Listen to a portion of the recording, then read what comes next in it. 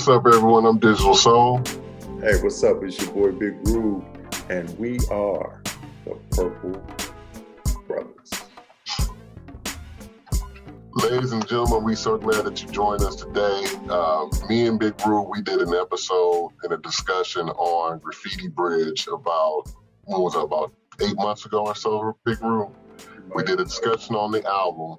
And in the discussion of our album, of course, we didn't touch upon the movie itself, but we did touch upon some scenes because of the music interacting with the scenes. And of course, a name comes up out of the film on one of the ending songs on there, which was this young lady that we have on the screen. And after talking about her, I made it my mission to find that girl. And we have found her. And it's been a long time coming. We're so glad to have her with us today. Actress, dancer, choreographer, producer, MC, all that. Just badass all around. The one and only Robin. I'm going to be your number one power in the house. I like that. I'm going to be your number one power. Yeah, she's in the house. Welcome, Robin. We're so glad you joined us. I'm so happy to be here. How are you guys doing? Doing good. Thank you so much. Very good. First question I want to ask. I want to go a little left here. The wow, new album, you got in there quick. Go ahead. The new album Prince has out, Welcome to America. I wanted to know, have you had a chance to listen to it, or have you got into it yet? I've listened to like snippets and a few songs. I have not listened to it in its entirety yet. Okay. And I think that, I know that the music that is in this project is a complete reflection of every single small, minute thing that is going on in our world right now. Absolutely. Including hot summer. Mm-hmm. Like everything that's going on that he's talking about is happening right at this moment. So we all know that Prince is a visionary and that Prince saw things that other people didn't see and saw them before they saw it. So we have a lot of treasures obviously coming our way, God willing, from the vault. And this is going to be a really, really interesting ride. I would like to sit back, relax, and listen to the whole thing in its entirety. I will say that I still, I get pretty emotional when I listen to Prince's music. So it's not always easy for me to sit down and put on songs and just dwell in the music the way that I would like to without it taking me to very emotional places. So I usually have to find a time, a moment in space, or space and a moment in time where I just give my undivided attention to Prince and the projects that I've been introduced to over the years so that I can go through whatever emotional feelings that I know I'm going to go through and then move on, with what I'm doing with the joy in my life right now. Absolutely. So have I done that yet? No. Why? Because it opens portals. Yeah, I understand. I can't say wounds. It opens portals that are very emotional. So I will do that, and when I do that, I'll let you guys know, and then maybe we could just like sit down and invite some other people and do a listening party, and everybody give their opinion, and that would be fun. That would be a lot of fun. That would be awesome. But I'm being very honest because people ask me constantly, did you read the book? Did you read this book? Did you see this? Did you see the documentary? Did you listen to this album? Did you listen to that song? And if I did that, if I just engulfed myself in my past. Like it's kind of in my past in a way. If I engulf myself in Prince, and I could get lost. Understand it. That's the only way I can describe it. I could get lost. So I Yeah. I do it in bits and pieces. But what's so great is that for someone who physically is not here, Prince is here. Yes. Because Yeah. whenever you need Prince, all you have to do is press a button on your phone or your computer, and Prince is there. And not only is Prince there, but Prince is there with new shit, Right. Yeah. new shit, constantly new shit, not old shit, new shit. I'm like, okay, Prince is always there, like, and it's always something new coming. So yeah, a lot of people didn't get a chance to touch Prince or eat dinner with Prince or hang out with Prince. So honestly, their realities have not changed Right. other than seeing Prince live. Their realities have not changed. Yeah. Prince is very much alive and the music is very much alive. And still prevalent after 40 plus years, Yes. of listening to this man's music. Is just incredible. And it's just funny, like, taking back to Welcome to America, that was supposed to come on in 2010, and then he put the pause on it. And a lot of his bandmates was wondering why you put the pause. It was like he was almost a prophet in a sense.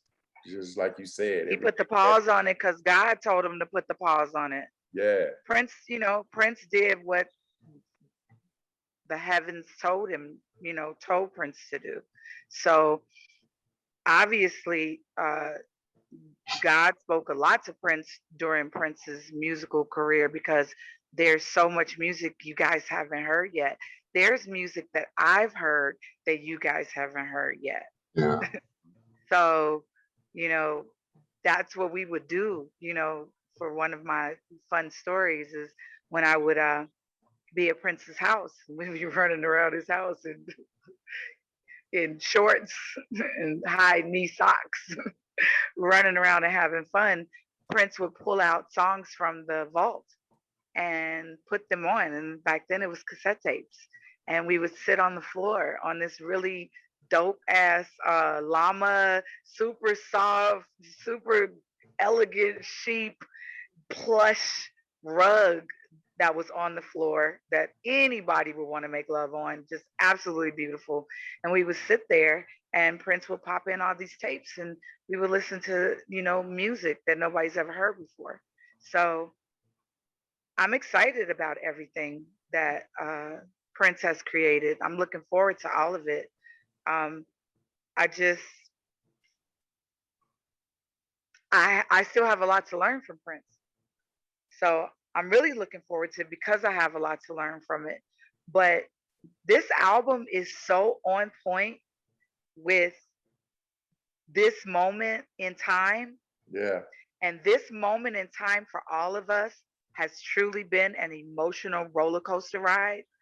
And it continues to be from the Black Lives Matter movement to COVID or with all the different things that are going on in the world and uh, fires and volcanoes and earthquakes, all these different things that are going on in the world.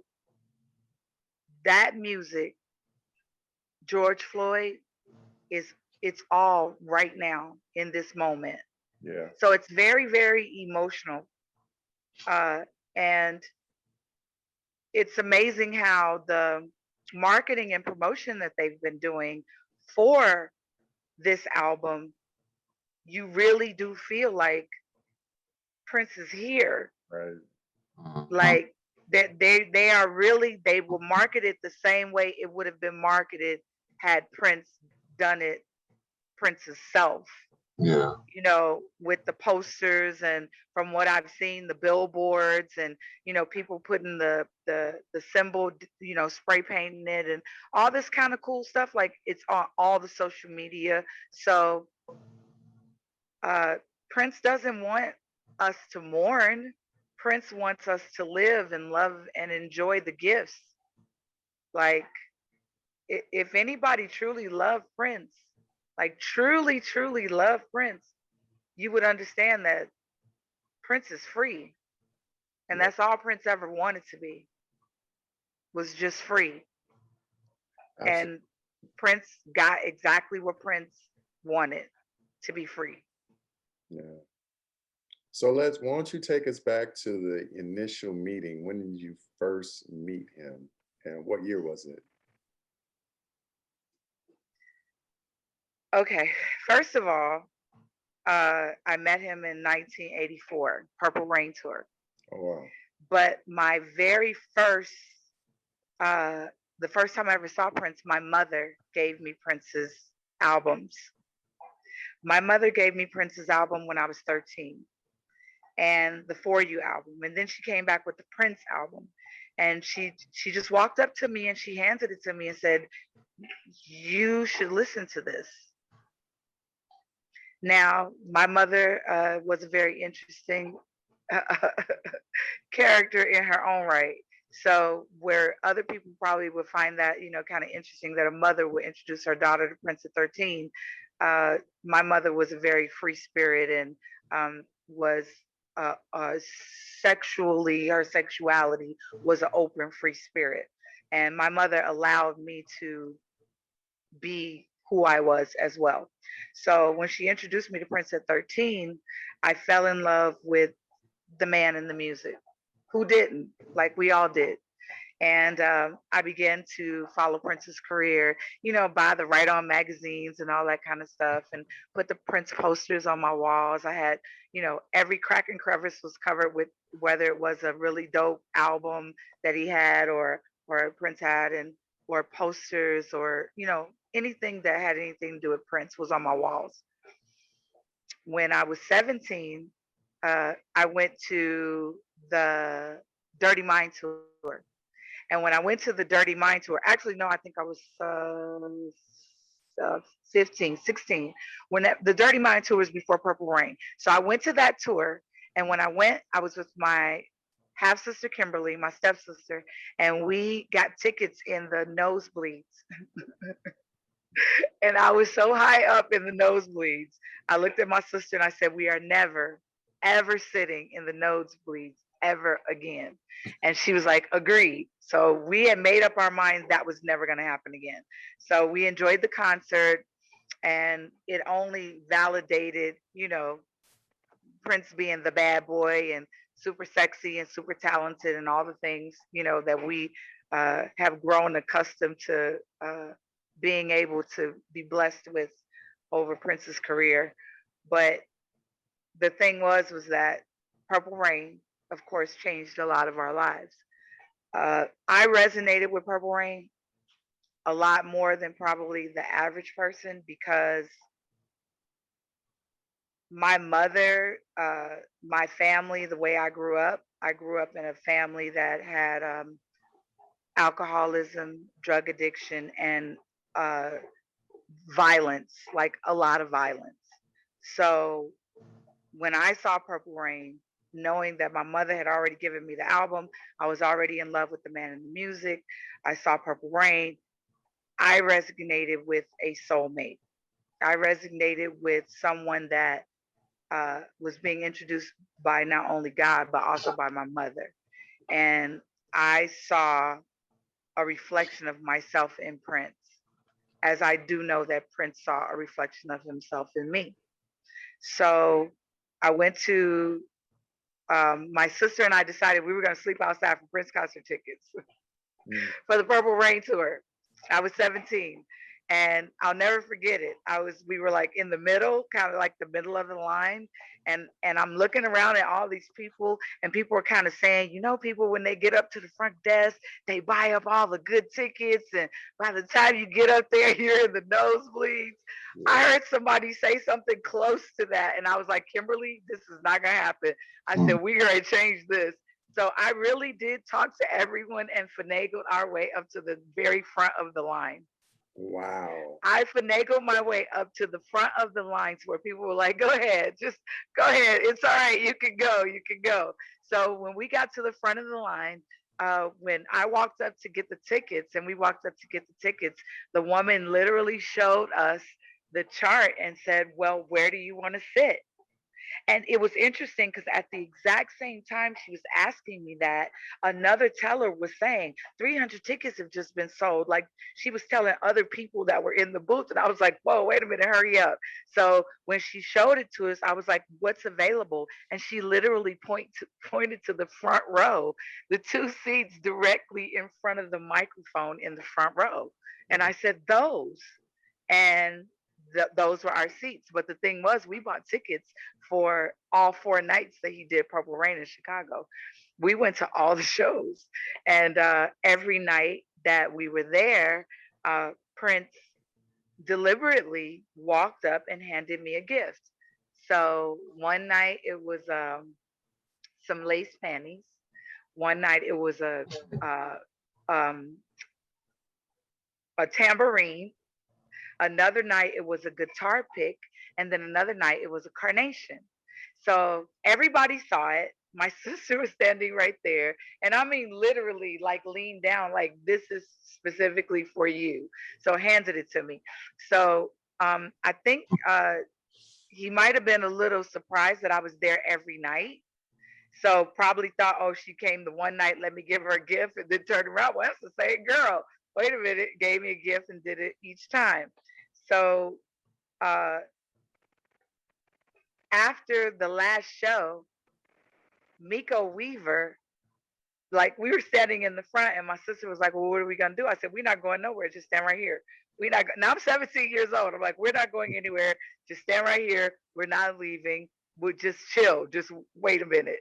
So we chilled. We waited for a second, and then Miko Weaver comes out, and Miko walks up and says, "I just want to let you guys know Prince has invited you guys to the after party at the Park West, and the Park West is in Chicago." So uh, I'm like, oh, okay, we're gonna go to the after party, but I did not have ID because I was underage. And if I'm not mistaken, my sister was 20. Like I don't think she had even turned 21 yet. So we didn't have ID. And I told her we're going anyway. So we're just gonna go and see what happens because I had been going to 21 and over clubs since I was 14. So I was accustomed to getting into 21 and over clubs starting at 14 years old. Mm. I knew some way we were going to get into this club. I just knew it. So when we went, we were standing outside.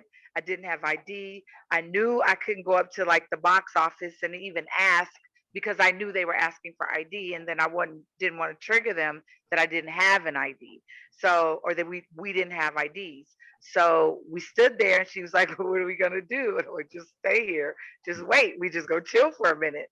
And when we chilled out, all of a sudden, Chick comes out. He comes to the front door. He tells the security, the who's ever like the guys at the door. He points at me and my sister, and he tells us, "Come in."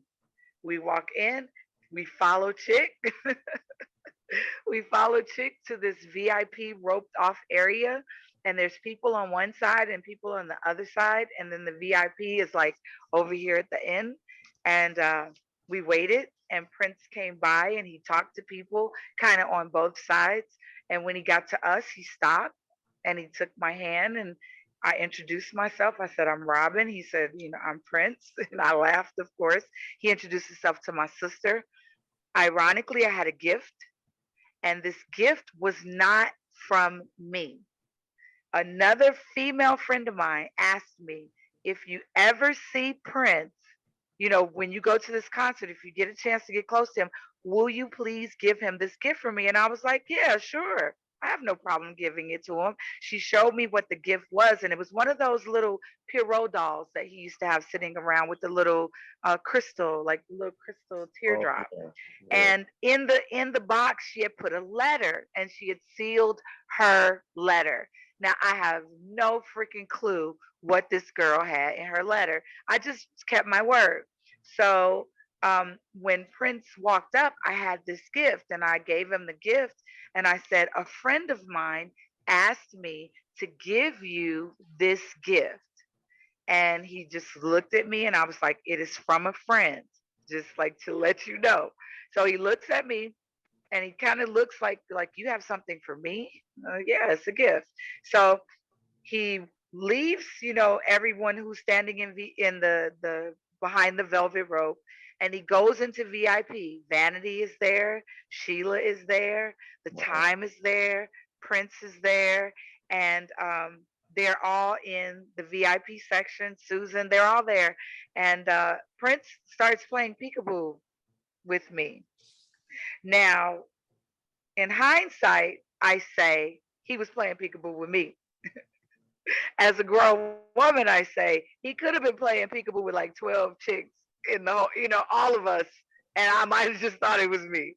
I don't know. But all I know is he was standing behind a column and he would poke his head out and look at me and then poke his head back. Now, my sister uh, noticed that it was towards me as well. So she was like, Robert, he's looking at you. And I was like, yeah, I know. Well, what is he doing? Like, is he going to invite us in? Like, what's going to happen? And I think that they knew we didn't have ID. I wasn't sure. So we waited and Prince left.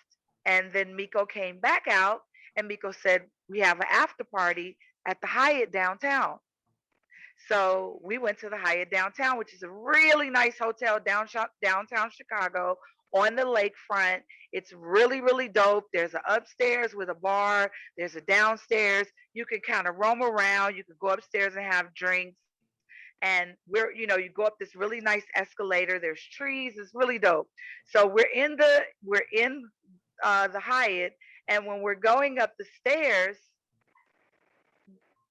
Vanity is up there, Morris is up there, Jerome is up there, and everybody's just chilling, walking around, talking, having drinks or whatever.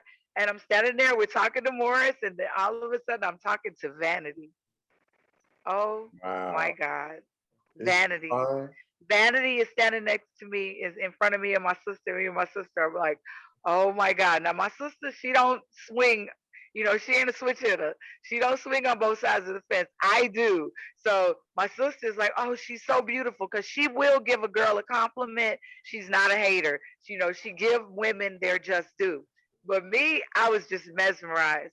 Vanity is so gorgeous, like so absolutely gorgeous. Right. So got a chance to meet Vanity, and we stayed around, we talked, but I did not get an opportunity to see Prince that night. I didn't get a chance to see him again. So that was the first time I ever met Prince. Wow.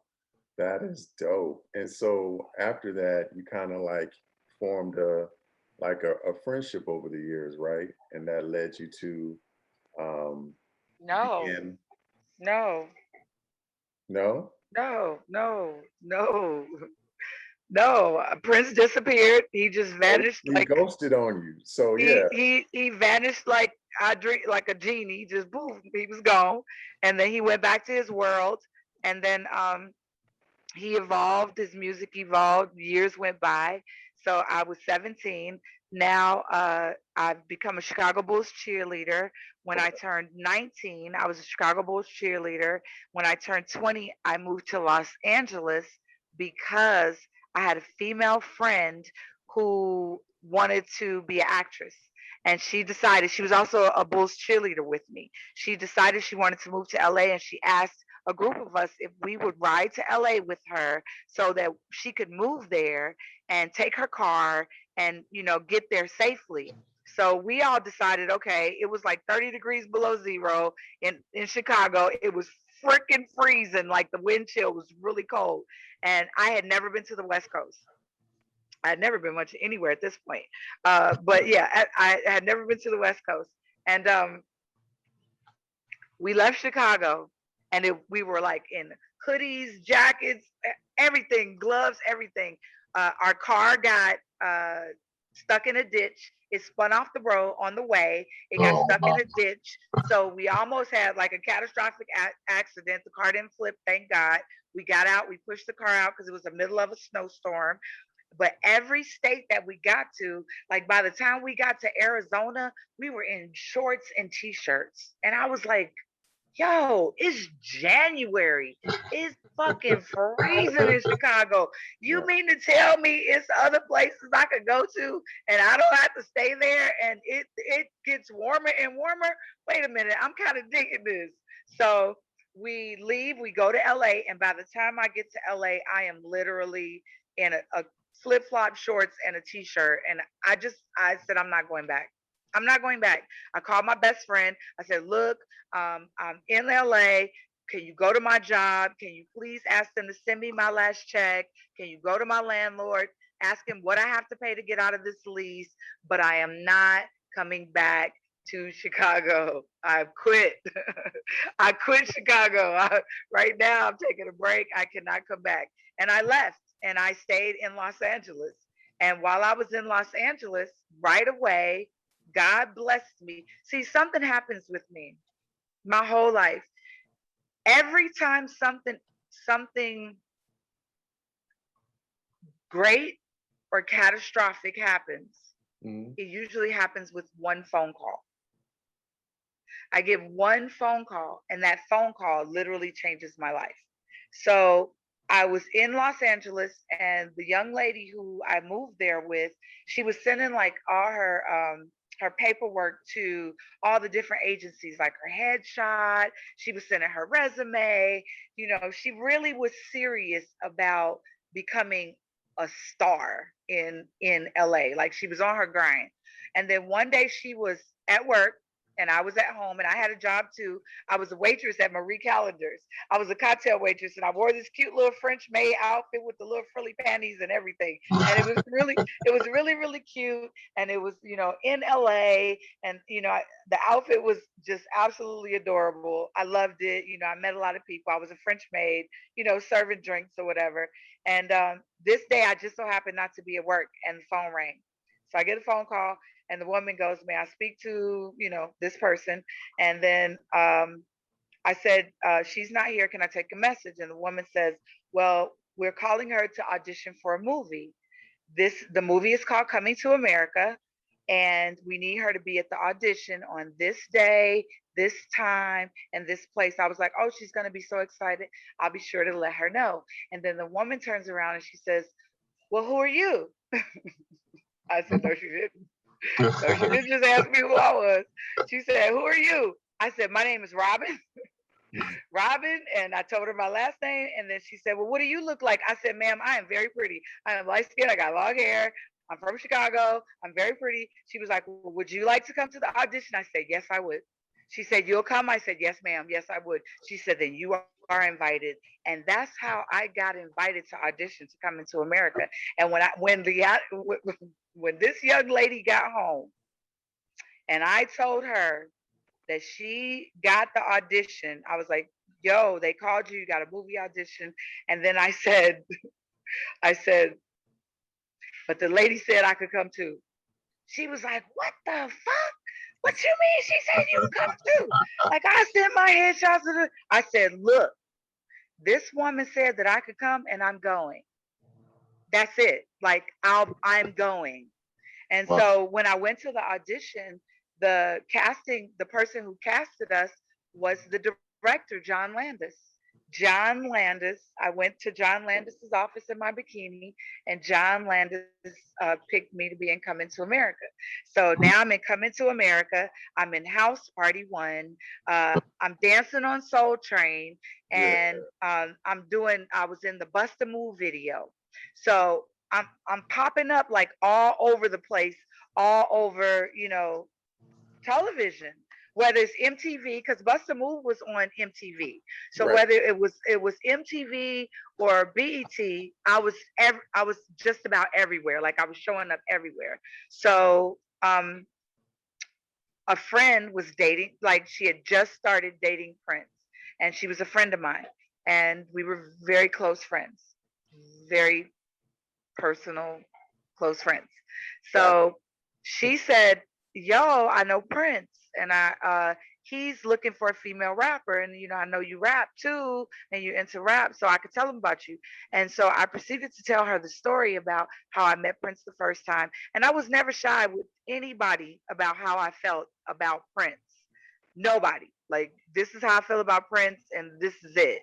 So she said, well, I'll tell him about you. Like, okay, cool. So currently, I was in the studio. I had a boyfriend. We had a manager. We were living in a condo. The manager had us in the studio. We had an entertainment attorney who was also our manager.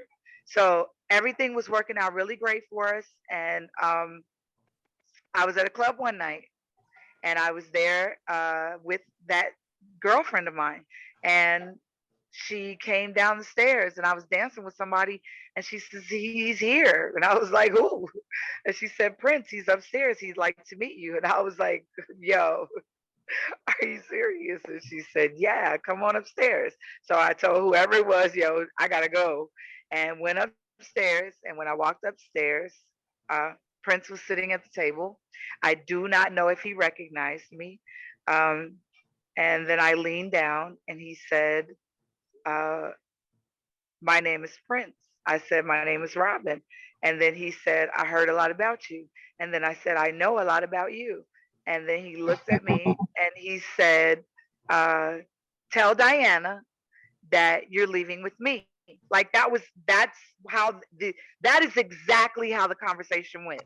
I am not kidding, to a T. There was no words in between from that, what I said, I know a lot about you, to him saying, tell Diana you're leaving with me. I want to see the expression on her face. So I was like, okay, that's a weird thing to do, but yo. So I go over to Diana. We're in a club. It's really loud. The music is blasting. I go up to her. I love you, Diana. I go up to Diana, and I say to her, yo, Prince said that to tell you that I'm leaving with him because he wants to see the expression on your face. So I need you to look shocked, like look surprised. So she gave this, funny, quirky look or whatever, and Prince laughed. And then he got up and he said, let's go. So I'm still like in like freak out land, right? I'm in limbo. I'm like, what is like literally what is going on here? So as we're walking, we're leaving, Prince looks at me and says, I want to ride with you. And I said, no, you don't. He said, yes, I do. Now, Diana had this little blue bug, and it was a bug. It was a little ass car with a little bitty ass seat in the back. And I was like, no, you don't want to sit in this car. And he was like, yes, I do. I said, okay, all right, cool, let's go. So we get in the car. Prince gets in the car. He looks around at the little bug, the little bubble. He goes, you're right. I don't want to ride in this car. And we get out the car, and then he tells Dwayne, he asked Dwayne to drive, his brother Dwayne, love you, Dwayne, God bless you, angels, Dwayne to drive the bug. And then we rode in the limo. We rode in the limo. And Prince took us to his house in like the Hollywood Hills, the place where he was staying at while he was in town during that particular time. And when we go up to the house in the Hollywood Hills, I'm just like, I'm I'm flabbergasted. Like I'm in a whole nother dimension. It's completely surreal to me. Still not knowing, do you remember me from years ago? Like I don't know if he remembers me. So I'm sitting there and I'm like, he asked me, so I heard you were a rapper. I said, yeah. He said, so what do you got? Like, let me hear you. I said, well, I just so happen to have a demo. I never left. I took my demo everywhere with me. I never left without that demo. So I took the demo and I gave it to him. And then Prince took the demo and he left. He just walked out the room, left me and Diana in the room, and offered us something to eat, something to drink, and we chilling, in the kitchen. We played pool. We had a lot of fun, and then Prince goes to listen to the demo, and then he comes back out and says to me, uh, "I like the lyric. No, who wrote the lyrics?" I said, "I did," and then the song Lonely Glass of Champagne was written with me and another friend of mine named Sarah. And then he goes, I love I like the lyrics. I hate the music. And I'm like, okay, yeah, like you were really going to say that you like the music, really. Okay. So I'm just sitting there like, whoa, wait a minute. Did, whoa, did he just say that he likes my music. Like that right there, that he liked anything about the music, anything about it, period, was just enough for me at that moment. And then we played pool, we talked, we had fun, and the sun was starting to come up, and I realized I had a boyfriend. I started to realize and remember, yo, you have a boyfriend at home. You need to like make a phone call. So Yeah. I asked Prince, I was like, excuse me, can I use the phone? Prince was like, who are you calling? I said, I'm calling my boyfriend. I need to let him know, I'm okay. Everything's good. Prince was like, yeah, you can use the phone. So I called my boyfriend. His name was Tommy Boy. I called Tommy Boy, and I tell Tommy I'm with Prince. I'm at Prince's house, and Tommy is like, I'm like, hold up. Did you hear what I just said? Right. I am at Prince's house, and I'll when I get there, I'll let you know when I get there. And then Prince goes, "Can I talk to him?" And I said, "You want to talk to my boyfriend?" And Prince goes, "Yeah, let me talk to him." So I hand Prince the phone, and Prince holds the phone to his ear, like for a good minute, like really just, and I'm looking at him, waiting, like, is anybody gonna say anything? And then Prince hung up the phone. And I was like, why did you just do that? He said, he was breathing in my ear. And I said, what? He was breathing in my ear, and you can't call him back. I was like, oh Whoa. my God. Now, honestly, I really didn't know if I got back, if all my shit was going to be on the street. Like, people snap. You never know what somebody's going to do. So I really had faith that that was not going to be the issue, and that everything was going to be all right. But I wasn't about to leave. Like, I wasn't leaving until somebody said, yo, it's time for you to go home. Right. So, yeah, so that was the second time I met Prince. And I went home. And when I walked home, when I got home, the car took me home. And when I got home, I knocked on the door and, or opened the door. And yeah, I had a key, opened the door. And Tommy met me at the door. And I just stopped him. Like, I was like, don't say anything. Like, don't say a word, because there's not one thing that I would change about what just happened tonight. So just let me enjoy this moment, and Right. we'll talk about this tomorrow, but don't say nothing to me right now. Like, nothing. That's some pimp shit right there. That's some pimp Well, shit. I meant every word of it. There was nothing, Yeah. nobody could say anything to me. That was some See, because pimp you have to shit. understand something too. It wasn't like I was just a girl who was in love with Prince, or a groupie, or all that kind of stuff. It was more or less, um, I was also a musician. I was an artist.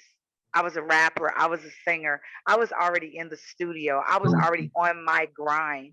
So for anyone to try to step in the middle of my destiny, whether it had something to do with music or Prince or anything that's my destiny, because no man can take what God got for you.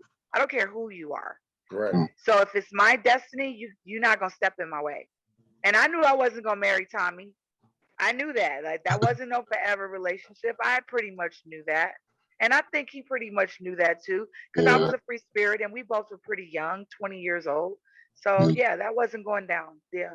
And um, that's it. That's when Prince started calling me, and we had dates, and all that great stuff.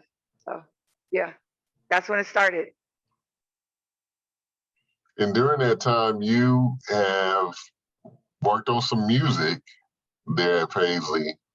And the word is there may be an unreleased album somewhere in that vault there. Is that correct? Yeah, there definitely is an unreleased album. Okay. I did enough songs to do an album, and I don't know what they plan to do with, the artists that Prince worked with, whether they're going to take our music and do like compilations and then do like mixtape sort of thing, put a whole bunch of Yeah. different people, or if they are going to package it and sell it as, you know, the artist that it should belong to. Right.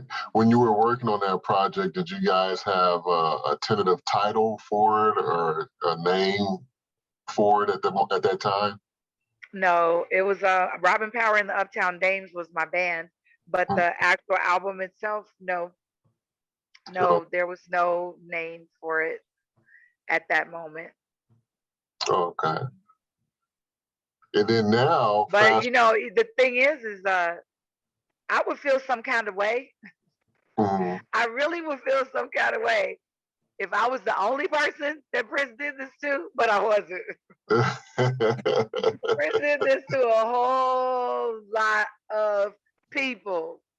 Yeah, So to be honest, I do not feel some kind of way. I feel like family.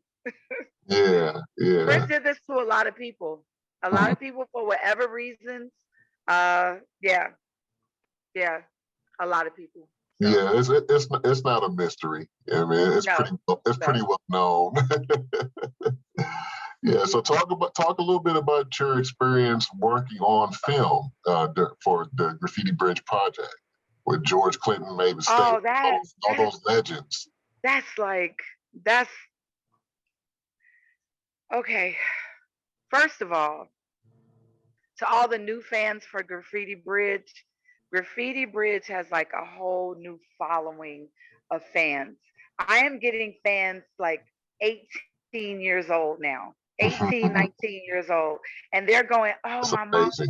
introduced me to Graffiti Bridge and I am madly in love with you. And I'm going, wait a minute, what is going on here? It's really Graffiti Bridge has captivated a much younger audience that appreciate Graffiti Bridge more than the people that saw it when it came out.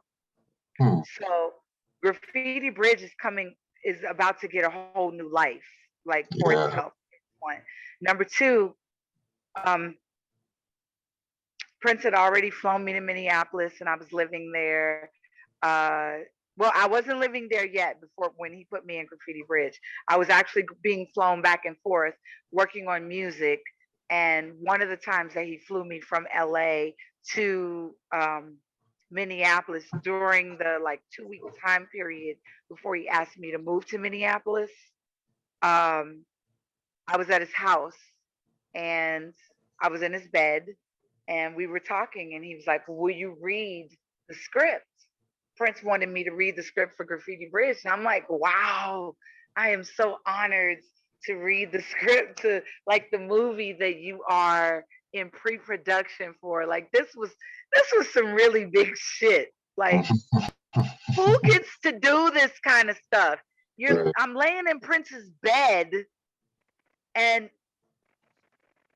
it's like it's like being in a relationship with a writer who you've been in a relationship with for a long time. You really do know that you're soulmates on whatever level that God chose you to be in each other's life at that moment in time in that space. Um, and I felt like I was in love with a writer and we had been in a relationship for a long time.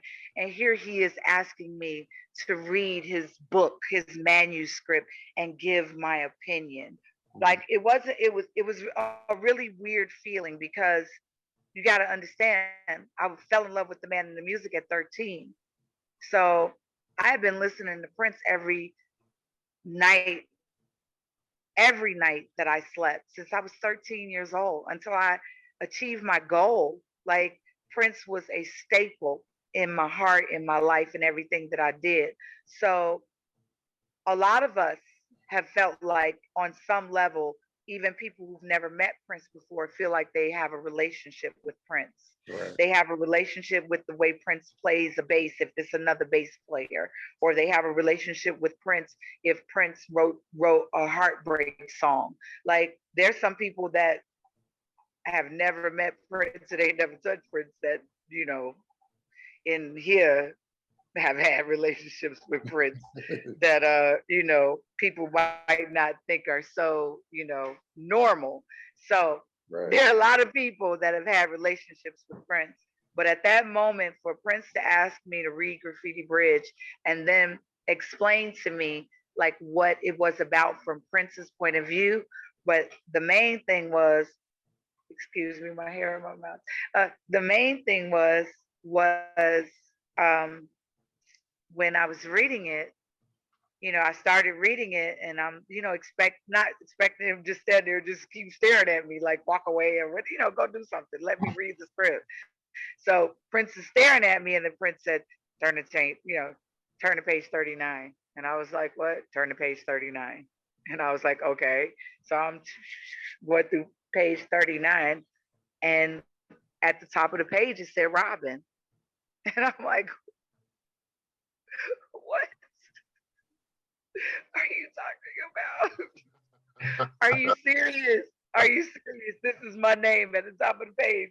And I'm looking at it and I'm like, okay. And then I'm reading it and it's like Robin and Morris and Robin and Morris. And I'm like, okay, all right. And then Prince starts to explain, you know, what my part is in the movie. And and I'm looking at Prince like, this is bananas. Like, this is absolutely fucking bananas. Like, I'm really freaking out. And Prince says, I wrote you into the movie. He said, your name should be Power. And that's not when he told me my name should be Power. Actually, Prince had already told me that my name should be Power before that in the limo. Prince had told me my name should be Power, then showed me myself at the top of the page. And then he said, you're the only one that I know that can handle Morris and Jerome on film together. And I was like, what? He said, you're the only woman I know that can handle Morris and Jerome on film together. And I said, wow. Like, because when you think of Purple Rain, Morris was throwing chicks in the garbage cans. Right. You know what I'm saying? He was very disrespectful. So for Prince to say, you can, you know, be Morris's counterpart and deal with Jerome shenanigans and be, you know, a powerful staple in this movie, that right there just took my breath away. Like, I was honored. I was absolutely honored. And the thing was, before that, like before that, probably a couple of days before that incident, we were in the limo with Prince, Diana and I, and Prince said, you guys want to be in my movie? And I was like, yeah, I want to be in your movie. I'll be a waitress. I don't care. I don't care where you put me. Sign me Yeah, I up. want to be in the movie. And then he gave me the script a few days later after asking me did I want to be in it and Yeah, gave me a major role in the movie. that's Right cool. there. Yeah. Yeah. It's amazing. Absolutely amazing. Yeah, we appreciated it too. Trust. Yeah, absolutely. And so for the last several years, you've been doing something that's intrigued me. It's very interesting. You recently got into body paint, which you do in different creations, and this is all done under the umbrella of the Chocolate Tiger Productions, which is you're the CEO of, correct? Yes. Yeah, talk a little bit Chocolate about that. Tiger, Chocolate Yeah. Tiger Productions and the Chocolate Tiger Factory is my multimedia creative arts entertainment company that deals with music, body art, body paint, young, beautiful, not just young, but beautiful, uh, talented women, events, dancers. It is also a talent agency, a record label, and an entertainment company.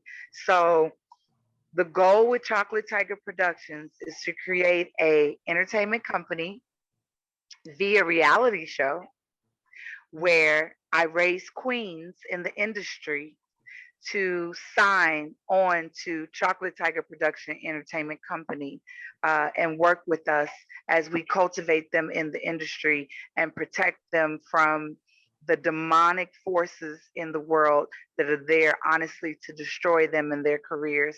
My goal and my job is to protect and cultivate and make sure that those young ladies are able to harness their destinies and be able to do it without being manipulated, afraid, or misused within the entertainment industry, because we know how the industry is set up and what they Yeah. do to young artists, males and females in the industry. So um, I'm forever 17. My birth certificate has its own age. There's a 3-year-old little baby girl that lives in here, and she'll always be here.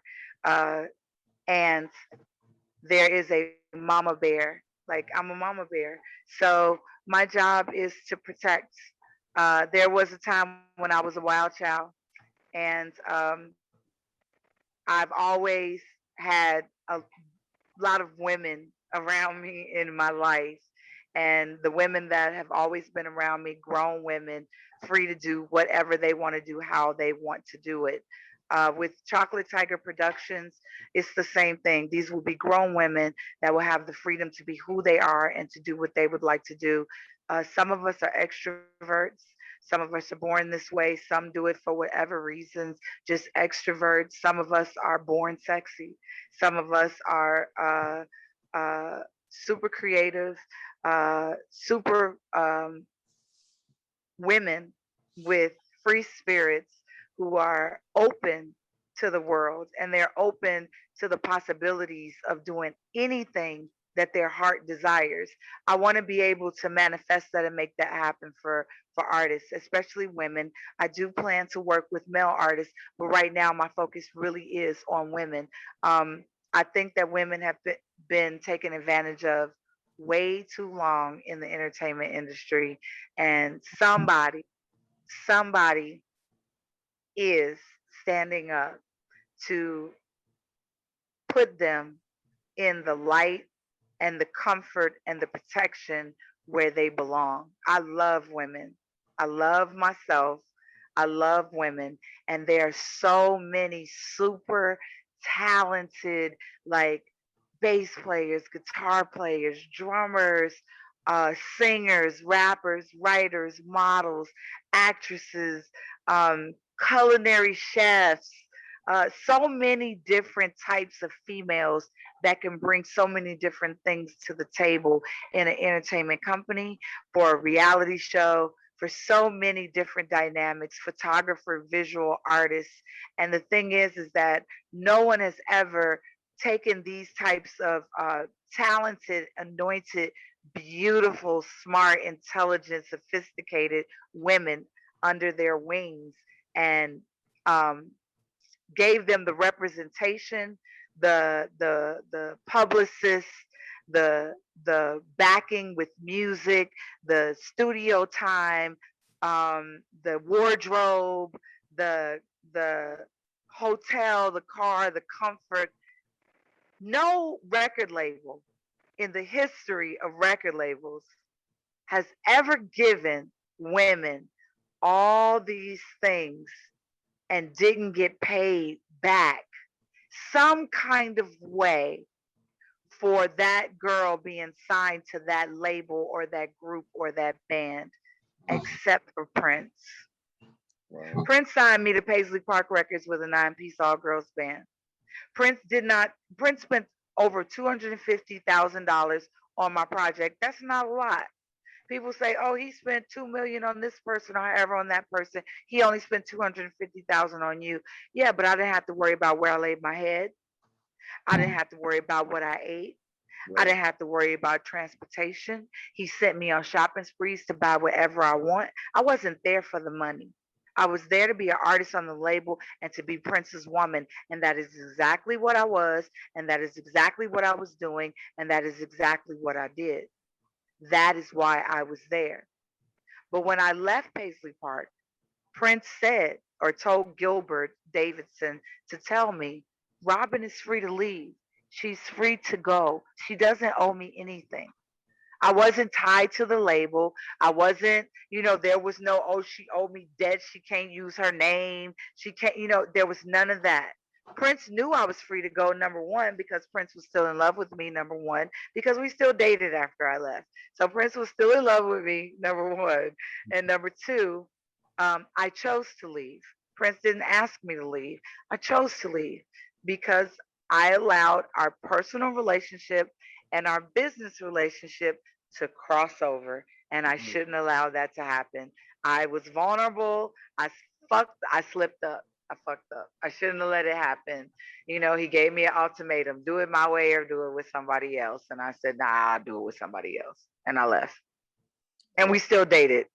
And I could have went back. And I did go back. I was in Sexy MF.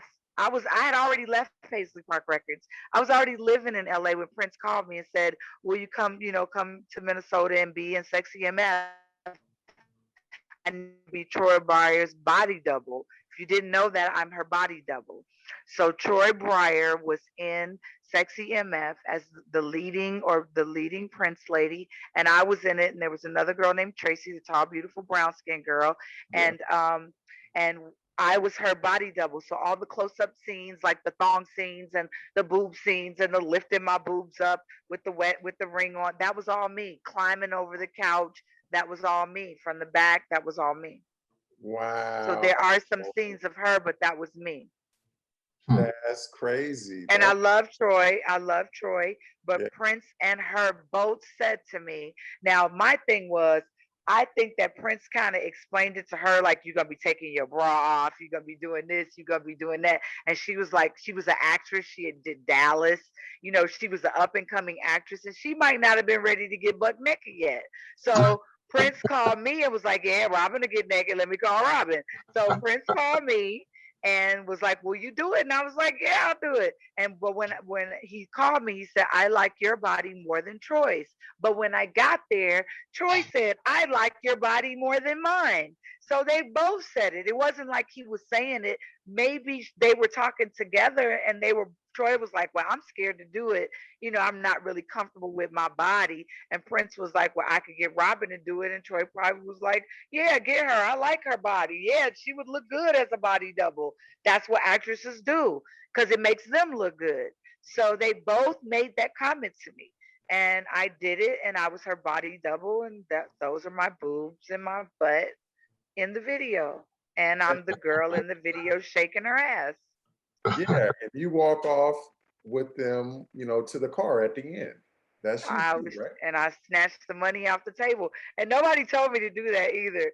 So they do cuts, like they keep doing it over and over. Let's do it again. Let's do it again. And Yeah. I'm not kidding. The very first time, as soon as the police came in, I just snatched the money up. Prince was like, yeah, do that. Do that. I was like, okay. So every time we did it, just to get a few takes, I would snatch the money up. But they used that one. Yeah, it was pretty cool. It was a lot of fun. Wow, that's so dope. You gave me some new information. I didn't even know that. That's cool. Yeah. Yes. Oh, go ahead, John. You got something? Any more questions? Oh, yeah. How long has Chocolate Tiger Productions been in existence now? 20 years. 20 years? Wow. I started Chocolate Tiger Productions in 1999. Wow. I'm not kidding. Chocolate Tiger Productions was a vision God gave me in 1999. I started it in Orlando, Florida.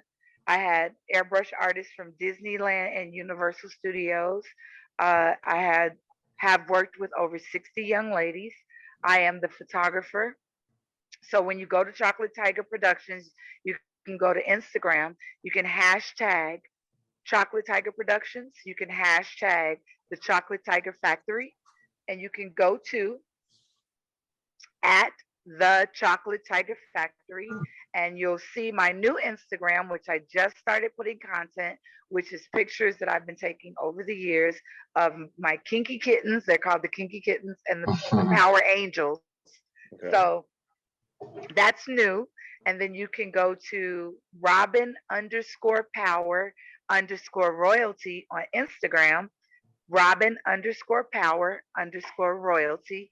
That one is kind of like Chocolate Tiger Productions mixed with my own personal uh, interests and things that I do as far as music and art and different things that I do. So I moved to New Orleans 7 years ago. My mother, I'm born of a Creole mother who's half Nubian and half Cherokee Indian from New Orleans. And when I moved here, I've always felt like a fish out of water, no matter where I lived in this world. And I've lived a lot of places. But when I got to New Orleans, I felt home. I felt like I was home. And the reason being is New Orleans is one of the very few places where you can say you just talk to God and Jesus and then talk about sex in the same sentence and nobody blinks an eye. Am I right or am I wrong? You can really say, oh girl, God just told me to go to the grocery store and buy some Lipton tea. And Jesus just said, I need to go to my car and get my bags out the trunk. And girl, you know I'm going to fuck my husband tonight. You can get all of that in one sentence from anybody in New Orleans. Like, and when I got here and I realized I could be myself, I could talk about God. I could talk about angels. I could talk about spirits. I could talk about being intuitive. I could talk about sex and sexuality. I could just really, really be myself. And then I also realized why my mother was like the way she is, was before she crossed over. I learned a lot moving to New Orleans about my mother, and I learned a lot about myself, and I learned a lot about being an outgoing free spirit moving to New Orleans. And one of the things is tradition in New Orleans is women show their titties on Bourbon Street. They literally lift up their tops and they lift up their bras if they wearing one, and they flash their whole boobs, all of it, to all the strange people standing on Bourbon Street, whether it's the bum sitting on the ground vomiting or whether it's the people up at the top throwing beads. Girls are flashing their boobs everywhere. And so when I got here, I was like, wow. You mean to tell me this is legal and I can do this? Wait a minute. Now, and it's so funny because, you know, there are a lot of haters. There are a lot of haters in this world of Prince. And the and I'm gonna call out, I'm gonna call a spade a spade. Prince.org is a place that I've spent a lot of time. And Prince.org has a lot of haters on it. And you know, people say ugly comments. And then I go and I read now the new ones, Lipstick Alley and all these different, you know, blogs that people put out, and people have their comments. You know, the one of the things that I hear the most is that Robin has no talent. That's funny. That's absolutely fucking hilarious. God has blessed me with so much talent. You like my picture behind me? God blessed me with so much talent that I don't have enough hours in the day to do all the things that I've been anointed with. So to all the haters, like I said before, take it. And to all the people that love me, I appreciate you guys so much. But I'm letting you know right now, Chocolate Tiger Productions was perfect launching pad for New Orleans. I am not kidding. And then after the first year that I got here, I actually was an exotic dancer. So I hear that I have no talent. Oh, I've heard she started stripping, she started dancing. Let me tell you something. I started exotic dancing when my birth certificate turned 45 years old. Let me repeat myself. I didn't start at 15. I didn't start at 18. I didn't start at 22. I didn't start at 37. I started stripping at high-end clubs, five-star dining, gowns to the ground, exotic dancers, erotic dancers at 45 at that age, or that birth, my birth certificate at that age, because I'm forever 17, like I said. And the girls would be like, Robin, you don't belong here. You're a showgirl. You should be in Vegas somewhere. Like, this is just not your element. But the thing was that I love to dance. I always wanted to learn how to work the pole. I'm comfortable with my body. And my daughter at 16, she said, Mom, you should be a stripper. And I was like, what? My 16-year-old daughter, she said, you're beautiful. You have a nice body. You love to dance. You're single. You'd make a lot of money. You should be a stripper. And I was like, you wouldn't have a problem with it? She was like, no, girl. Because stripping was getting hot. You were starting to hear it in the music videos, and all the rappers were going to the strip clubs, and stripping was getting really hot, and Drake was out, and everybody was stripping. So my daughter was like, yeah, I could see my mama doing this. And I was like, oh, let me try it. So I went to a strip club, and I didn't like it. I didn't like the club. It was kind of more of a low end club. I didn't like it. I went away for a year. I was like, I ain't going to do this. So I went back when I found a club that I really, really liked. And it was like this really beautiful 5-star dining club called Atlantis in LA, in Chicago. So I started dancing there. I ended up moving to New Orleans, and I danced a little bit when I got here. But the clubs here in New Orleans were not like Atlantis. They were not classy. They did not treat the girls well. It was raunchy. There was a lot of alcohol involved. They would feed the girls alcohol and try to get you drunk. And I'm not a drinker. That's not my thing. So I found myself going down a path that I wasn't comfortable with. So I decided, I'm not going to do this anymore. I want to go back to Chocolate Tiger Productions because I had already started it. It's my baby. And now this is the time to do it. So the first year I danced, but after that I quit. And a law came out. A United States law came out during this time that women could show their breasts. They just couldn't show their areolas. And I was like, what? So I could walk around the street and my areolas have to be covered, but I could actually take my shirt off. Like, what woman has not seen a man on a 90-degree day without his shirt and say, I wish I could do that? What done that? Every woman I know has said, why we can't do that? Why men can walk around without a shirt on? Well, guess what, ladies? It's legal.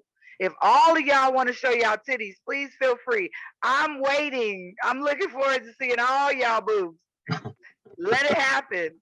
But I felt like I had the freedom now to truly do Chocolate Tiger Productions the way that it was meant to be done. And that was not with the bikini top.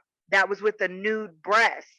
So we started, my King David and I, King David is here with me. King David and I, he's an artist. He's a music producer. He's a very good artist. We started painting me.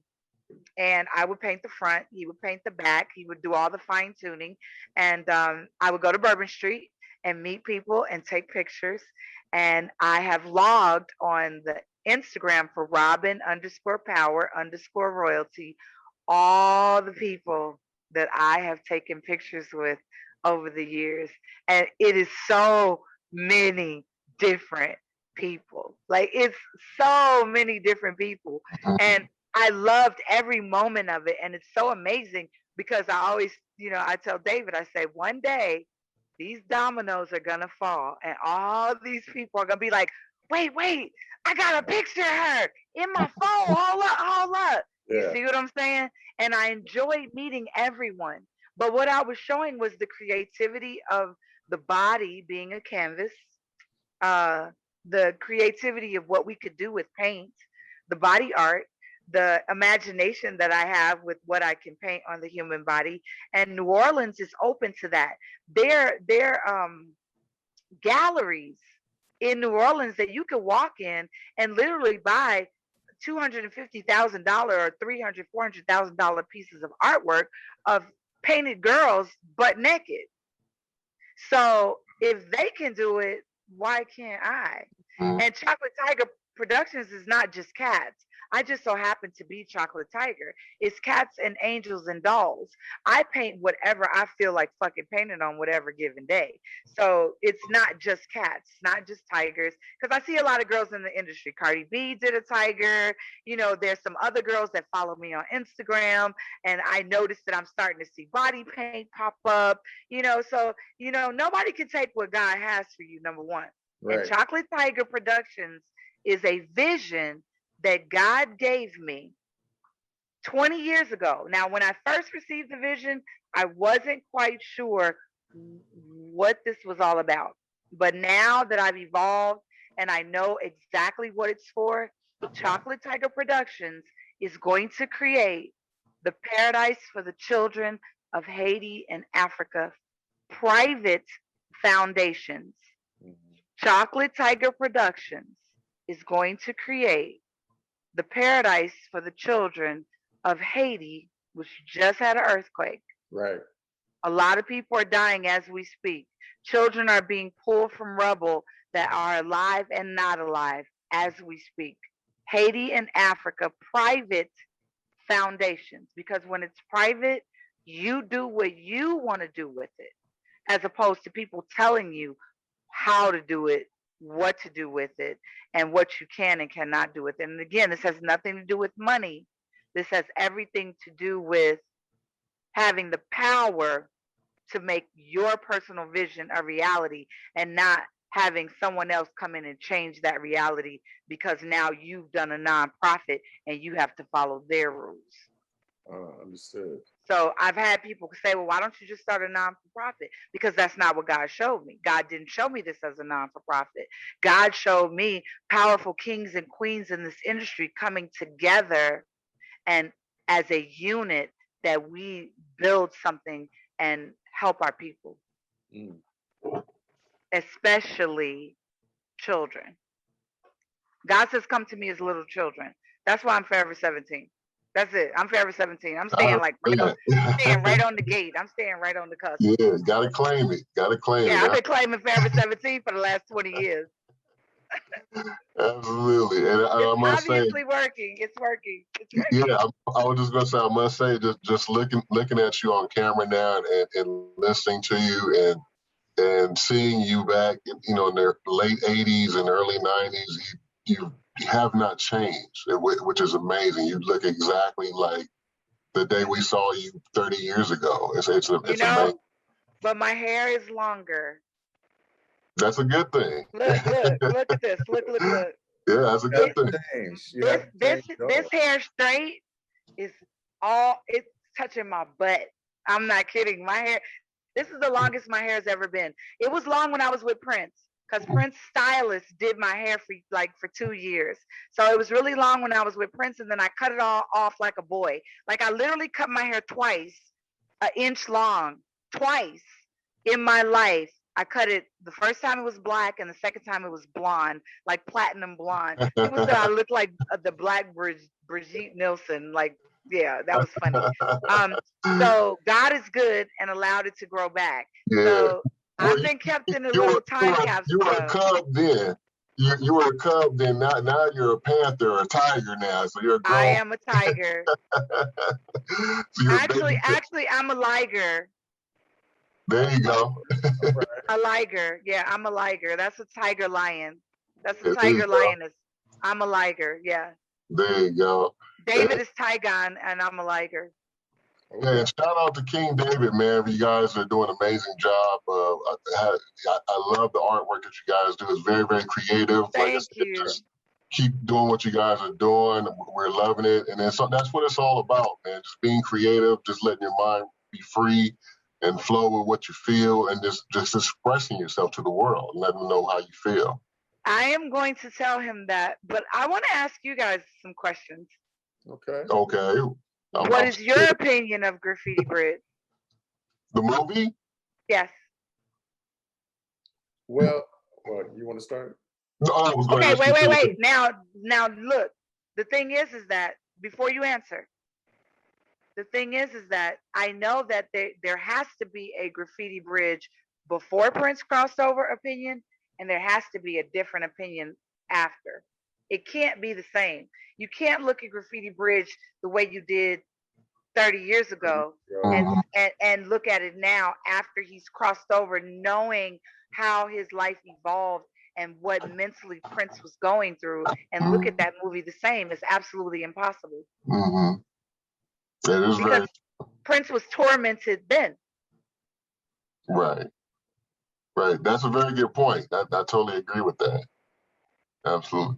Rube, you want to answer that question first, or? For me, initially when it first came out, super excited to see what was going to be the next step in the story. And then when I remember vividly being in the theaters, I believe it was 1990, and I was wondering, okay, well, this is not Purple Rain 2. This is something totally different. And it really didn't resonate with me the Okay. first time. It didn't really resonate. Is that because people kept saying it was Purple Rain 2? At some point, yeah, because we was led to believe, okay, he was kind of continuing the story of, being a kid and the rivalry with Morris and the time and what have you. And to me, it could have been so much more. I wasn't really a fan of the set. You know what I mean? When you had the three corner, what was it? The four corners? I forgot the name of the different Seven Corners. of the The seven corners. the different clubs and what have you. And to me, it didn't look. It just looked like a set. It didn't look. Right. You know what I mean? So it was like it just didn't resonate with me. I wasn't feeling Ingrid Chavez, to be honest. I know what her purpose was, but I just wasn't feeling it because Hmm. 30 years ago, you're in a different mind space. You know what I mean? So I was thinking it could have been, I got what he was trying to do, but to me, it didn't follow through. Okay. And what about now? Now I haven't seen it in a minute, but now I think I watched it maybe 4 months ago, and I was like, wow, I get really the meanings of what he was trying to do. Really got into the songs more, like Elephants and Flowers and The Question of You and all those beautiful, great songs. You know what I mean? Now My you know favorite Elephants and Flowers is number one, right? is number one. My song number one is the same music from Elephants and Flowers. Oh yeah. Oh yeah. That's Oh yeah. The same beat. That's right. That's right. Yeah. yes. Yeah. So I So mean, all I have to say is Prince named me Power. right. He gave me Elephants and Flowers and then told me to write a song called Number One. The next time you listen to Elephants and Flowers, listen to the lyrics. Hmm. That's all I have to say about that. Okay. I got you. That's your homework, Ruben. That's my homework. I got it. You guys gave That's your your homework yeah. assignment. That's your homework. Yeah. I'm on Just this tonight. just remember that name, Power. Just remember that. Yeah. Absolutely. Absolutely. So what you think about it, John, in terms of Graffiti Bridge 30 years ago and now? And how I feel about it now? Yeah. 30 years ago, when I saw the movie, I went with two friends to go see that movie shortly after it came out. I absolutely loved the movie at that time. But I loved anything Prince touched at that time. It didn't Okay. matter to me what he It did. didn't matter. Like It didn't me, it matter. didn't matter. I was on board, no matter That's me. what. Yeah. So with that being said, it was good for me because I was a fan of the time. I saw all the original members back. That was one thing. We got the introduction to the first female rapper on Paisley Park, which was Robin Powers. Now the character of Ingrid Chavez, I like her character, but I always thought that her character was maybe underwritten. I always thought that her character should have been fleshed out a little bit more. Over the years, that's out of all of his movies, that Graffiti Bridge is a movie that I don't watch as much out of all of them. Under the Cherry Moon is actually my favorite movie, to be truthfully honest. Mhm. But over the years, See, Under the Cherry Moon is hard for me to watch. really, I don't like seeing Prince die. I don't go that far no more at this point. You have to stop it. Yeah, I don't make it to that point because I tried after his passing. I don't go that far, but I got you.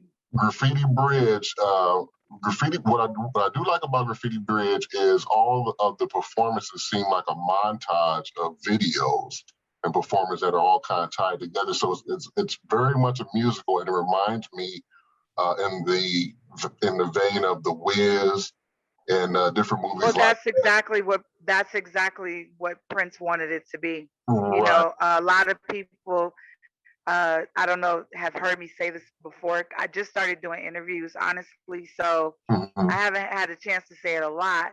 But when Prince explained it to me, Prince specifically said, "I want this to be like West Side Story. I want it to be like a musical, like West Side Story." Okay. But what Prince wasn't taking into consideration is that music videos were really, really popular at that time, and everybody was into music videos, and music videos were just, short movies with music. And Graffiti Bridge came out at a time when music videos were popular, and it was really oversaturated. Like, music videos were everywhere, from VH1, MTV, BET, private ones. Everybody was playing music videos everywhere. So Graffiti Bridge came out. People expected it to be Purple Rain Part 2. I don't know who exactly started that rumor, like that it was Purple Rain Part 2. But when it did happen, people expected it to be exactly like Purple Rain, with the regular street and, the sets, and kind of picking up where it left off. And that's not what happened. So the sets for Graffiti Bridge threw people off. And like I said, Ingrid's storyline was kind of weak. That threw people off because it wasn't a strong storyline for Ingrid. Absolutely. And then continuity, there's a few things, like the wine glass when Ingrid was sitting at the table. First it's empty and then it's full, or and you never see anybody pour the wine. So there was like little continuity things that didn't match up. And then the main thing was at the end, the ambulance scene, and when Ingrid died, how when Aura died, how everybody responded, and it wasn't as realistic as in Purple Rain, like when Prince was in the basement and the police were walking past back and forth and the sirens are going off, and that was very realistic. So all those things, it was almost like Graffiti Bridge should have been a play. If it would have been a play and traveled as a play, that would have been a really great play. And I've never seen that vision till right at this moment. It was like a play, a musical, a play. And I think it would have been even better. Like you said, it's not as bad as everybody wanted to make it out to be. But I think what people were expecting, and now looking back at it, 30 years later now, one of the things that I wish was, number one, I love Mavis Staples, George Clinton, all these legends that he brought back. I wish they had a little bit more screen time to kind of flex their chops and, their thing that they had going on with their clubs. And then also, I just wish there was more dialogue, period, between everyone. It just seemed like the music was great, but it just seemed like there was more music which outweighed more dialogue and more about what, the movie was about initially. To me, that's just my opinion. The thing is, though, is that it was 3 hours long. So there was more dialogue, but Prince really had to cut it short. There's a scene when I get up on stage when Morris does release it. I'm on stage dancing with them. Nobody ever got to see that. He pulls me up on stage and I dance in the middle of the stage, shaking my butt. Like, it was pretty cool. And then there's another scene. I had like 3 scenes that got cut. So a a lot of it got cut, and I think in that process, it lost a lot of the storyline. Yeah. And Prince had to make it That's work. what happened. Yeah. That's what happened. And I think that whoever put out the rumor that it was supposed to be Purple Rain 2 was a detriment to the whole thing as a whole. You know what I mean? Because it just kind of left you like, I would have been more. I would have been. Sorry about that. There's some power editing. I edit that all. I don't worry. You want to talk about Graffiti Bridge too? Yeah. So I got two big ass pit bulls. I think if it was just, even if he just left, if he would have left that particular thing alone, with just not, don't be the kid, don't do the rivalry thing, and make it something totally different, it would have been a better movie for me. But since he was, reprising that role, I just expected a little bit more. Now, because I'm a filmmaker too, so now through my lens now, as I'm older, I see, certain things and that could have been better. Like I don't watch movies like regular people. I look at it from different perspectives. So right. It's Well, cool. I think the mistake that Prince did with Graffiti Bridge was that Prince was impatient with the weather. Like, if Prince would have waited, honestly, for winter to be over, then Graffiti Bridge could have been shot,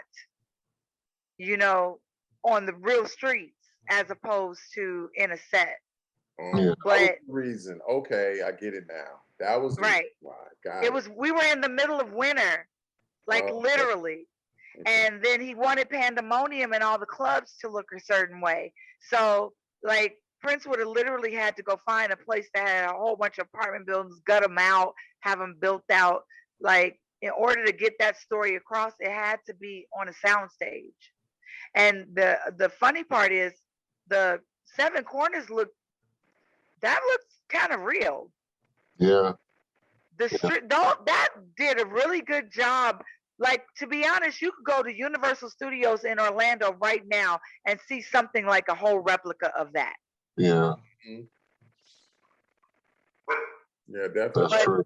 Back in the day, for people, it just didn't resonate. Mhm. But it amazed me that there was literally a whole city Right. inside of the soundstage. That's bananas.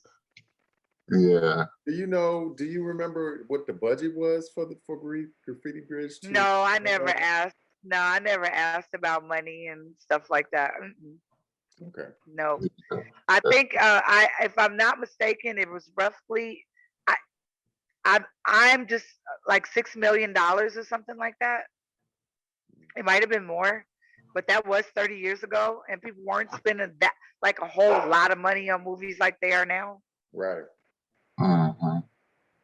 So, but I never looked into Graffiti Bridge, how much it made. I never cared, and how much it cost. I never cared. I never cared about it.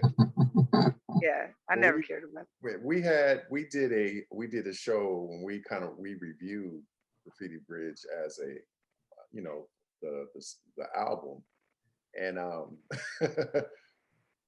my boy over here, he had his take. He loves it. He loves it. So I think it's a very good record, minus the time songs. I don't think the songs from the time Prince did them, in my opinion, a disservice. Because if you think about the Times funky ass albums, the first album, What Time Is It? Ice Cream Castles, and then you had Pandemonium, and then when you hear that, oh, the time is going to be on Graffiti Bridge, so they're going to bring the heat, right? Right. He didn't. He didn't. I think I Well, might. you gotta understand something though. There was a rivalry. Why would you? Why would you want time to have dope songs as you? That rivalry, and Morris knows it. We Yeah, we that all makes know it. sense. That rivalry wasn't just on film. Mm-hmm. You know what I'm saying? Why do people think that their rivalry was just in Purple Rain and Graffiti Bridge? There was a rivalry, period. Especially after Morris kind of left Prince Yeah. and was doing his own thing. Yeah. Yeah. And Prince called him back to do Graffiti Bridge. You think Prince gonna make sure that Morris got songs that's more fire than here? Come on now. But it's on his album though. It don't matter. Prince ego too big for that. That don't matter. That does not matter. Prince is not gonna let Morris have songs that everybody says the best song on the album was Morris's song. That wasn't gonna happen.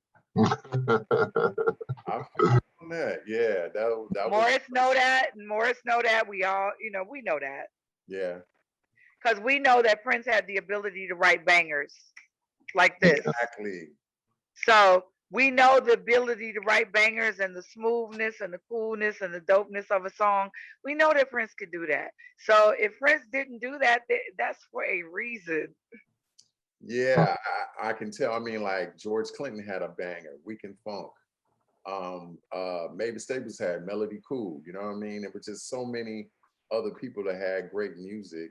And Prince had, I mean, The Question of You, oh man, I still bump that to this day. And Joy and Repetition, especially when in the later years he kind of changed the music and was more like jazz feel. Yeah. The Question of You and Joy and Repetition is, oh my God. Bomb. So sexy, beautiful songs. Yes. Very. Graffiti Bridge is going to end up being a cult film. Watch. I think it already is. Yeah, Robin, it's been a cult film for years. I mean, to be truthfully honest, Under the Cherry Moon and Graffiti Bridge are kind of the same both, category. Yeah, because a lot of people like us, like I mentioned, like myself and Big Rue, we've been diehard Prince followers, the whole family tree since we were very, very young. So whatever came out of Minneapolis, the time, Jesse Johnson, whatever came out, we just went after it. The films, the videos, it didn't matter. So people that are dedicated, like us, yeah, we're going to like the film, we're going to enjoy it no matter what because we're just dedicated. But then you have those other people that are really particular. They're the casual followers. They like the hits and certain things, and they like certain movies. They don't like everything. But then over the years, you come to realize everything is not as good as you might have thought it was because you actually realize what, like Ruben said earlier, he looks at it from a different output because now he has experience directing films and things like that. But this is the thing, though. The thing is I'd like to hear about that, Ruben.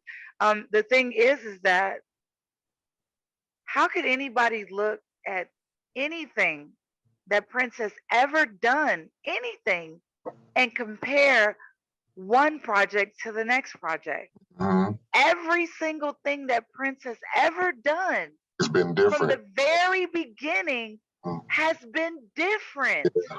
Mm-hmm. No two things are alike. And that's one of the big things that attracts us to him. People like. So why can't people just appreciate these different works of art for what they are? Absolutely. That's it. True. Stop comparing. That's like apples and oranges. Yeah. Stop comparing. None of it. Graffiti Bridge can't be compared to Purple Rain. Under the Cherry Moon can't be compared to Graffiti Bridge.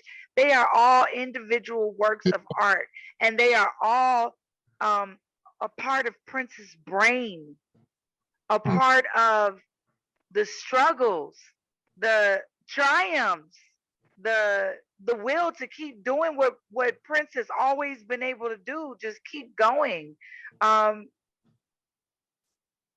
Graffiti Bridge was Prince's baby. Like Purple Rain was Prince and another director writing it and doing it together. Prince was so proud of Graffiti Bridge just for the simple fact that Prince had wrote the whole thing, and they should have just never said it was Purple Rain Part 2. That's it. If that would have never been labeled with it, then it would have been like watching an Elvis Presley movie. Yeah. Elvis Presley sang in every single song that in every movie that Elvis Presley did. Elvis sang in all of them, and they were all different, and they all brought different flavor. Elvis wanted to be a serious actor and felt like that the industry didn't allow him to be the actor that he wanted to be, because everybody just wanted to see Elvis sing. So Yeah. had it not been compared to Purple Rain, then people would have appreciated just the montage of videos That's very true. as a collective creative piece of art. Something that you'll probably see like at the Cannes Film Festival. Mm-hmm. You know, something different. Were you in Thieves in the Temple? Was that you? Yes, Yeah. I'm the girl with the mask on my face, the harem girl, and then I'm also in the Prince's red outfit. Yeah, that's me. Yeah. Yeah, I figured that one. Yeah, Prince's little nevertheless, secret. Graffiti Bridge is a classic, and you are part of history. And as you said, you know, the strange thing about Graffiti Bridge is its turnaround to a whole new group, like you mentioned, of kids now. Like 30 years later, it's getting a whole new life. And that Man, is, that's crazy. That's yeah, crazy right but that's there. one of the most amazing things about, you know, good art, because, you know, sometimes it just takes a It while stands for the people test of time. to catch up to it. You know, so now maybe it might get the appreciation that it deserved maybe 30 years ago, which may never know. So we'll just have to sit back and enjoy the ride and see where it takes us, right? Uh-huh. So, but Robin, we're not going to keep you. But before we go, I like to play a little game. And what you got? What you This got is juice. here? Is that a So deck? we grew up. No, we grew up on these What is that? freeze pops, right? Oh, the freeze So, pop. but Okay. this one is 100% juice. I'm vegan, Oh, so Okay. I eat really healthy, and this is 100% juice. And I just wanted to get some juice down my throat. okay, cool. All right, cool. So I'm glad you did that, because we got a game. It's called, I call it a minute inside the purple mind. I have a timer here. I'm gonna time for a minute, and I'm gonna ask you some questions and just spit out what the first thought you can think of. All right, Okay, this should be fun. Go ahead. no pressure. No. You ready? Yep. All right, here we go, Robin. All right, start. Favorite 80s Prince album? Controversy. Favorite song you like to sing when nobody's looking? It's my own song. Or you talk about Prince's songs? Any song. Oh, I have this song where I sing about water. Okay. It's really Favorite se- weird. favorite season of the year? Summer. I like it Favorite hot. favorite nasty Prince song? International Lover. Okay. And Insatiable, of course. Okay. He wrote that about me, so. Favorite color? Gold. Favorite dessert?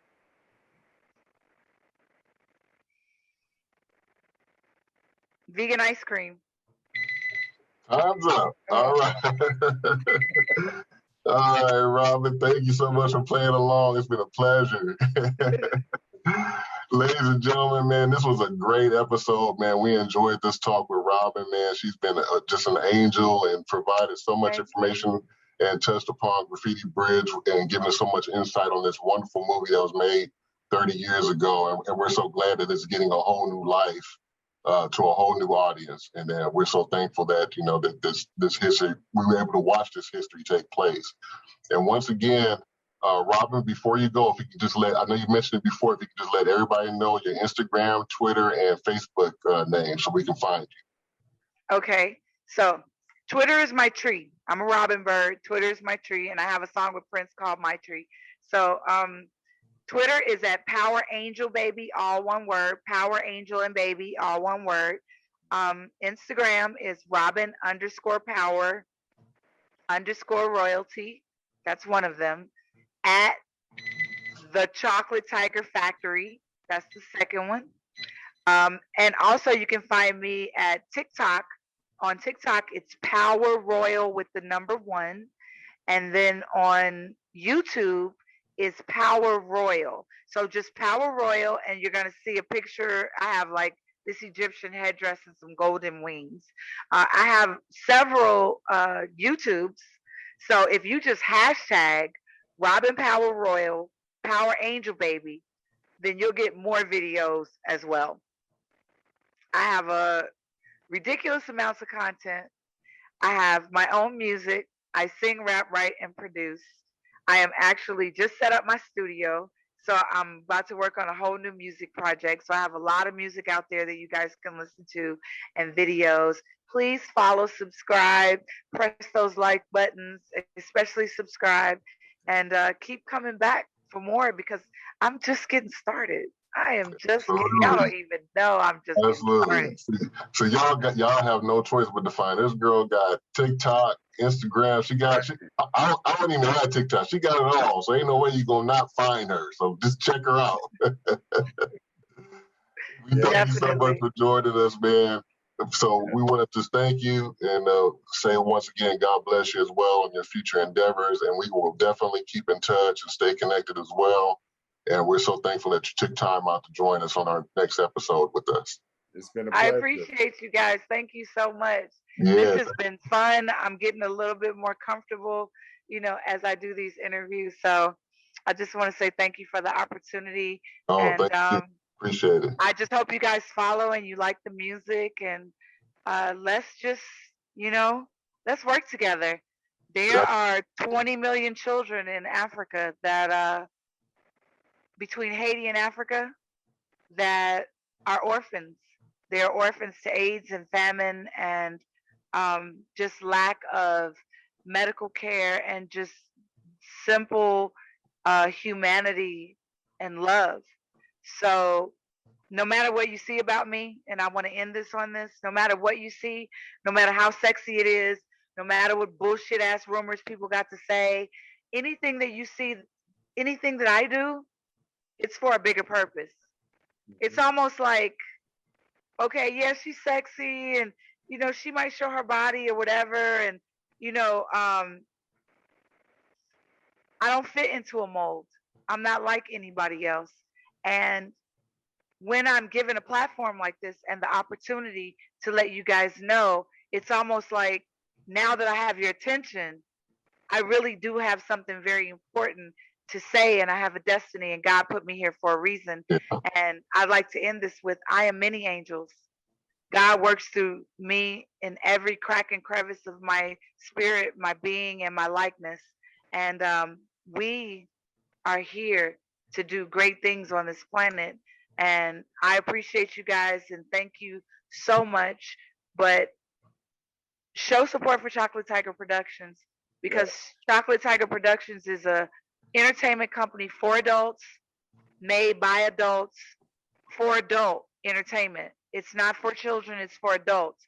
But the things that I always say, I worked with Prince and I dated Prince, and the sexy apple doesn't fall too far from the tree.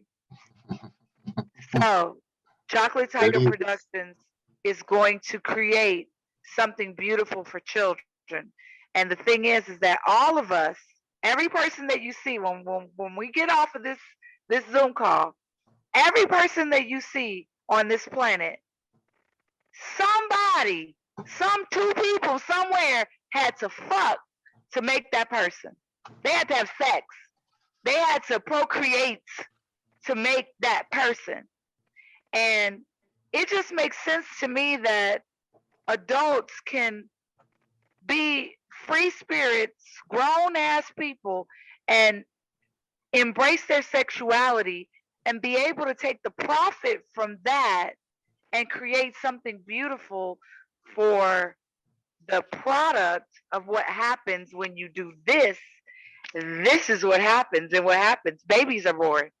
Right. So why not take something for adults and then cultivate it and use that revenue to actually do something powerful on the planet and to take care of all these children that God has entrusted us with, because that's what we're here for. That we're here to make sure that we as a people, indigenous people, African people, Nubian people, I'm Black, French, and Indian. I'm Creole. I'm a gumbo, a mixed pot of everyone. But my indigenous and my African Nubian side is so strong and so powerful. And somebody has to save the children. Somebody has to care about them. I just happen to be, and King David, we just happen to be those somebodies that God has put this seed in us. And I don't ever want people to get me twisted. And the last thing I want to say is be careful what you say about me because the Holy Spirit lives in me. She runs through my veins. Jesus is with me. God is with me. Prince is with me. My angels are with me. And I have many in heaven, many that you guys know and have seen in the entertainment industry that are my personal friends and angels. So this goes out to the people that want to doubt and that the haters just, if, what's the saying? If you're, what's your, how does that saying go? How did your mama supposed to teach you if you ain't got nothing nice to say, don't say nothing at all? Just leave my name, my essence out of your mouth. And remember that God judges you by your truest heart's desire. So even when you think that negative thought about me, it's not going to turn out good. So I would just advise that everyone, I ask that you try to find the God and the angel in me, as I will in return do the same for you. I don't judge anyone based on how they treat other people. I judge them how they treat me personally. Right. So you treat me good, I treat you good. You respect me, I respect you. If I'm giving out love, I expect love in return. And if someone else chooses a lower vibrational energy or demonic force to rule their physical house, I want no parts of it. And I feel sorry for you. And I just say, you better be nice to me because the Holy Spirit lives in me. I'm God's daughter and I'm here for a reason. And God is going to make sure that the Paradise for the Children of Africa and Haiti Foundation is prosperous and that we do what we were sent here to do. We all have a destiny, and I pray that all of you find yours because I certainly know what mine is. And that's a mic drop right there, baby. Y'all heard it here first, man. We're so thankful for your words. My buddy and co-host right here, Big Rue, and I'm Digital Soul. Our special guest today, Robin Power in the house. We thank all of our wonderful viewers. Y'all have a good one. We'll see you on the next go around to all of our purple people.